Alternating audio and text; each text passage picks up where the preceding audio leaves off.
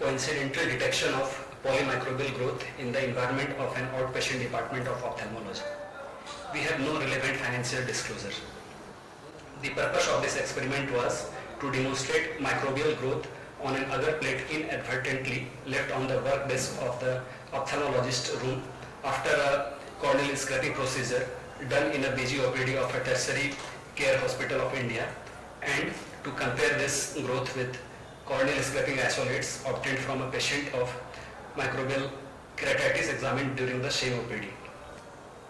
In the ophthalmology outpatient department of a tertiary hospital of East India, it is routine practice to inoculate culture plates and test tubes for bacterial and fungal culture following scraping of corneal ulcers of suspected microbial origin.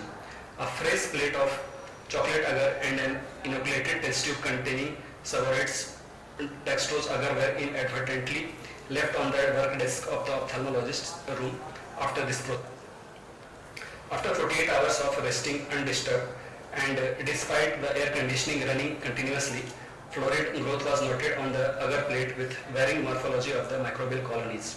Colonies with black center and white margins were noted near the top of the agar slope in the test tube, characterized as Aspergillus niger, consistent with growth noted on rest of the scrapings from the patient concerned.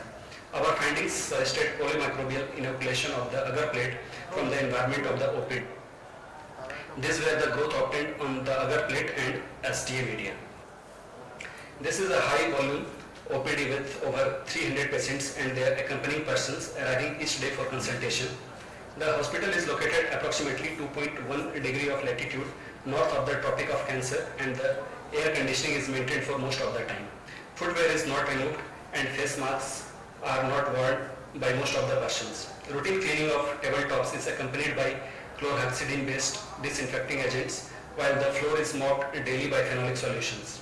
Healthcare workers are trained in infection control procedures and usually follow institutional guidelines.